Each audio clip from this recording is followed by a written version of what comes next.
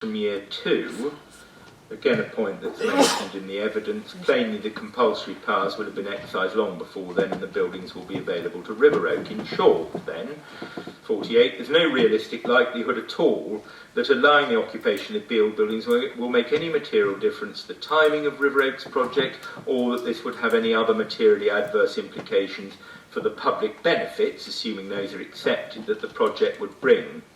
The full project would, if authorised, proceed whether the appeals are allowed or not. Additional buildings in the countryside, not really much of an issue this, but just to cover it, it's agreed that local plan policy CC1 is out of date since it's non-compliant with the framework, therefore it only attracts limited weight. This issue could in any event only arise if there was a material risk of the appeal buildings not being available to the airport operator if the project were to proceed. Since the DCO must include in compulsory land acquisition powers in respect of the entire site, including the appeal buildings, there is in fact no such risk.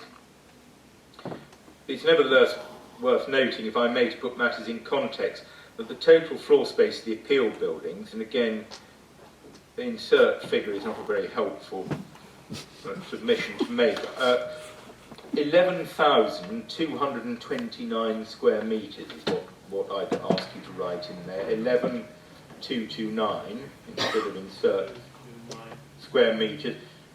Reference CD 5.1 paragraph 2.4, which is the planning statement that has each of the buildings' floor space, and I've totted them up. That figure is relatively insignificant compared with the total amount of new buildings that River Oak say would be proposed as part of their intended DCO application, even allowing for the very significant, extraordinary actually, error in the material published in relation to the application to date. So what we've got now is at 66,000 square metres of cargo buildings and around 130,000 square metres, not 1.4 million square metres, of other buildings on the northern grasslands, but insofar as the point is of relevance, it still holds good. Turning now to the supply of employment floor space, and I use floor space advisedly, which I'll come to. It's important first to be clear, sir, that because the reuse of the appeal buildings for economically beneficial development is fully consistent with national planning policy objectives to, and I quote from the NPPF, deliver business and industrial units, and the requirement in policy to place significant weight on the need to support economic growth, and because, sir, allowing the appeals would not prejudice decisions about the future use of the site in the longer term, it's not necessary, so for you to find that there is a shortage of units of the kind and size offered by the appeal buildings. The appeals we submit should be allowed in any event, because there's no harm to the objectives underlying the development plan policy.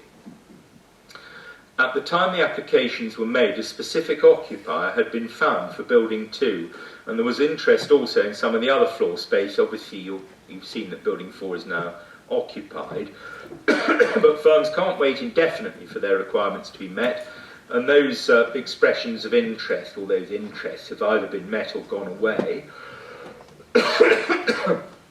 There have since then been further very significant delays. No criticism, sir, of anybody, least of all you, but very significant delays in the hearing and determination of the appeals, which meant that the appellants decided not to undertake the exercise again of seeking out further potential occupiers. Nevertheless, it is significant, we submit, that the District Council's Head of Economic Development and Regeneration has supported the appeal proposals. Whilst his consultation response stated there was generally still limited demand for larger units, why was that? It was because these require significant capital investment and are usually built out by developers, I think that should probably say, my apologies, only when agreement is in place for the occupier to lease or purchase the completed scheme. The point about the appeal buildings, sir, is that they exist and they are immediately available in the condition in which they are. I'll touch on that briefly in a moment. The head of economic development also said he was pleased to see more inquiries for units of this size, and that the district's employment sites contain very few existing units of this size. There is, we submit, therefore, likely to be some demand for the appeal buildings if the appeals are allowed and they're placed on the market. On the supply side, it's accepted that there's plenty of land for industrial business development in the district, but this is not generally being taken up for large buildings for the reason the head of economic development gave, in short, cost. It is in any case, we respectfully submit, not relevant to look at the supply of land in this case, because the appeals concern large buildings that are immediately available for occupation. And that, so if you think it's necessary to look at this, is what we submit you should be looking at. What's the supply of large buildings? And in that respect, the head of economic development's remark that there are very few existing units of this size has been entirely borne out by the evidence, and I've referred to the agreed schedule, which you now have as inquiry document 16. The position is that no building of comparable size to the appeal buildings has been identified as being currently available in Thanet District. There's one large shed available in Canterbury, New Dover Road, which can't realistically be described as local to the site, we suggest. There are some buildings at Barwick Road, Dover, even further away, on a site that's being marketed nearly about 20 miles for housing development, and in respect of which there is no evidence. It should say no. I'm sorry, I've read that badly. I thought I was about to make a different point. I'll start again. My apologies. There are some buildings at Barwick Road, Dover, on a site that's being marketed for housing development, and in respect to which there's evidence on the face of the particulars that the buildings are damaged and the site overgrown. It does not appear that the buildings themselves are available for letting. Anyway, that's in Dover. Construction hasn't started on Hamel Business Park, Woodensborough, the access to which, being in a rural location, is in any event not comparable to the appeal site. There are no industrial units available at Discovery Park, and there are no available units at Manston Business Park of a comparable size to the appeal buildings. Now, so just pausing there, and I'm sure that everyone wants me to finish, including myself, but I just need to deal with inquiry document 17, because what I wrote then was before the agreed schedule. It's before inquiry document 17, that's paragraph 5, but it's correct. It remains correct. I can't explain what the reason is why the owner says he's got nothing available and the agents are showing units that are available. I honestly don't think the appeals are going to turn on you resolving that particular matter. If one looks at the material rather than the emails from the agents and so on, then I'm just very quickly, if I may, going to identify. Mr. King, it would have been helpful if you did this earlier when we were discussing the schedule. Well, I hadn't had a chance to look at it. Well, I've been looking, I mean, I can't remember when I was handed it. well, Why is that, sir? I don't understand. Yeah. well, I did ask if anyone had any comments on that. May I just take instruction?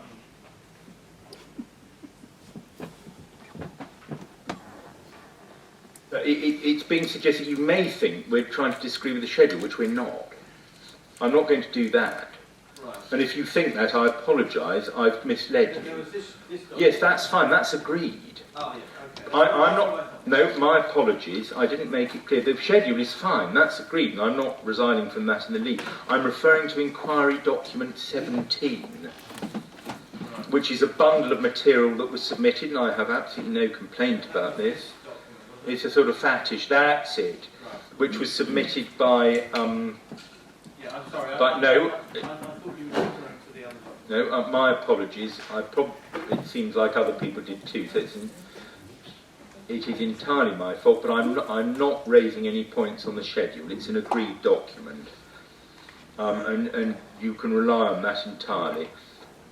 All I'm going to point out, so in relation to inquiry document 17, which is various emails saying there are units available and you can read it for yourself. I'm not going to take up time with that. I was just going to refer you, sir, to the property particulars to point out that these, even if these properties are available, and there seems to be some confusion about that, but I'm not going to invite you to find that they're not available. Maybe they are, but they are much smaller than the appeal buildings, other than possibly building 4. But so if I can very quickly direct you to the relevant bits, this is just a matter of fact. The first one is Clark and Crittenden. So do you have that?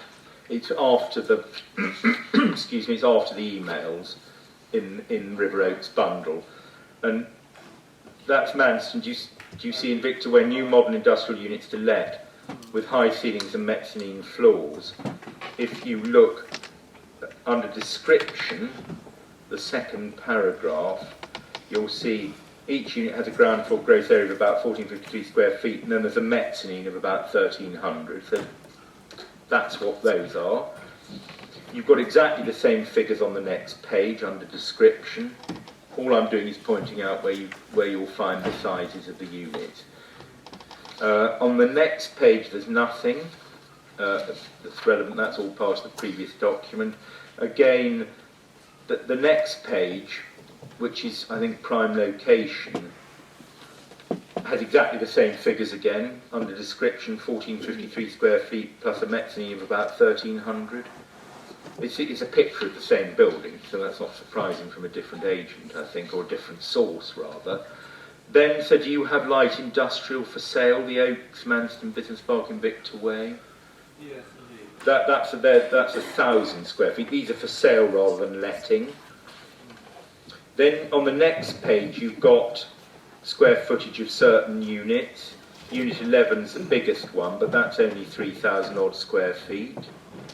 About 300 square metres. Is this to support your point in It is. Roman 5? That there are nothings available of a comparable size. Okay. Have you had enough? Well, I mean, if I go on, then you'll find the same sorts of similar information. 190 square metres. I think I've got the point. You've got the point. Well, if you've got the point, I shall. Well, I mean, if you carry on. No. I don't wish to interrupt you. You've got you're not interrupting me. You've got the point. That is exactly the point. If you yourself continue looking through that, you'll find that you'll be able to identify where the floor space figures are given, and they are much smaller units in the appeal buildings. That's the point I'm making. I'm sorry to make heavy weather of it. It was just that the document came in this afternoon, and I thought I'd better refer to it. I'll move on to paragraph 58 of my submissions in the middle of page 16. The appeal buildings are in varying states of condition, but they're all watertight and could be made available for immediate occupation. I mean, building 3, absolutely accept, is pretty filthy and would need a major clean out, but nevertheless, major works are not needed to make them available for occupation.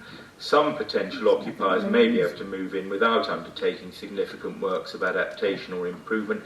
Other types of occupier may need some works of that kind to be done. It would be obviously for the firm in question to decide whether, in the light of all the circumstances, including their own needs and the promised DCO application, as well as the appellant's own planning application, to decide whether or not to take on a lease of the building in question. In conclusion, so the appeal buildings fill a gap in the supply of employment floor space of this type and size, and would, if the appeals were allowed, be likely to bring benefits in terms of job creation and supporting economic activity. These benefits would be relatively modest, but would, we submit, be real nonetheless. Finally, before some very brief conclusions, I turn to make some submissions about the Stansted appeal decision, which has been relied on by River Oak perfectly appropriately, but I need to deal with this.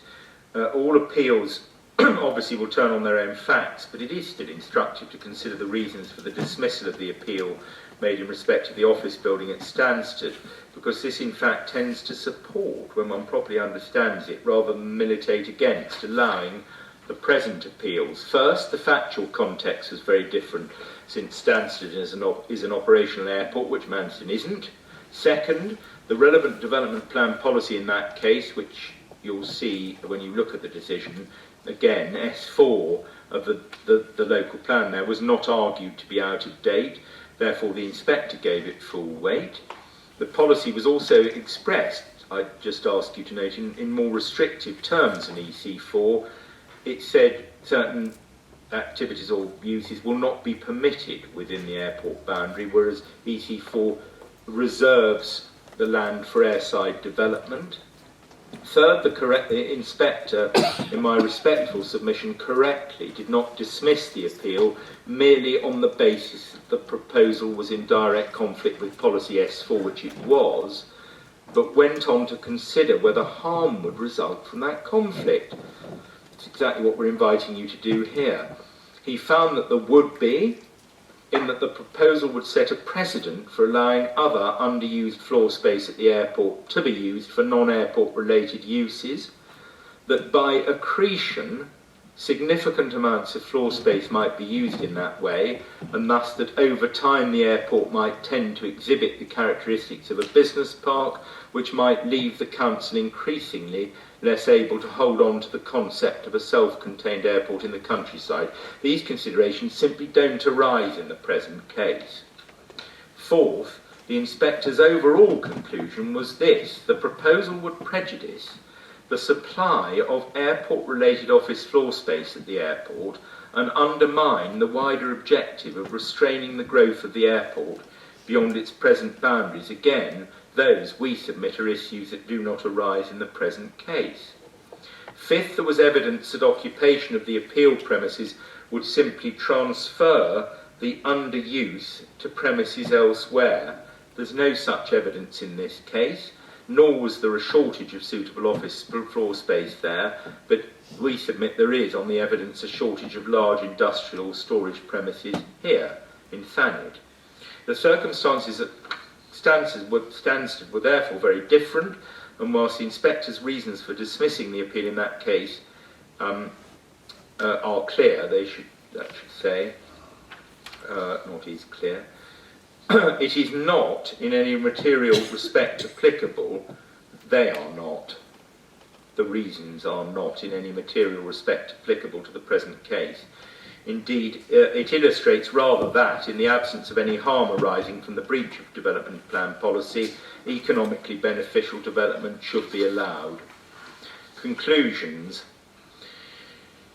Neither Thanet nor Kent County Council raises any objection to the appeals. This is a significant matter we submit to which substantial weight should be given.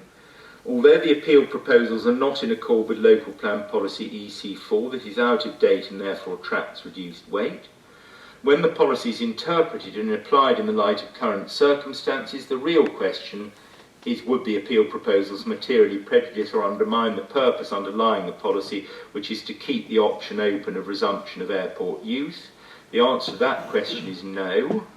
The claimed difficulties that the occupation of the appeal buildings would bring are ephemeral at best. Allowing the appeals would also accord with planning policy objectives of encouraging economic activity without causing any significant and demonstrable harm. The appeals should therefore be allowed.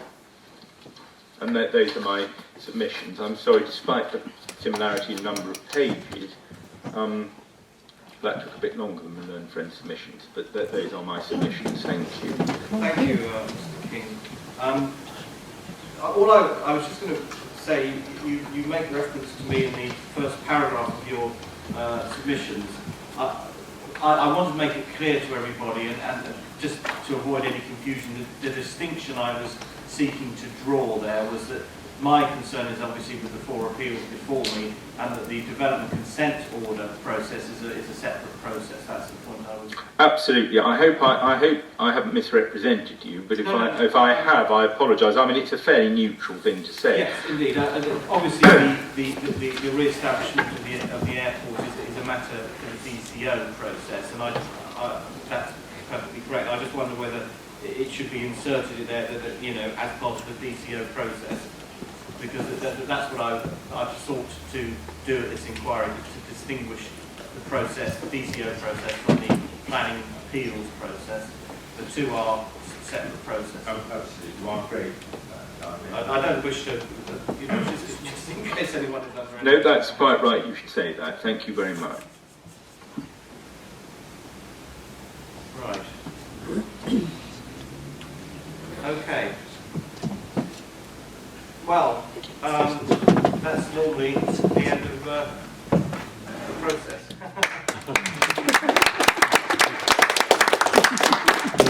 Don't normally get applause.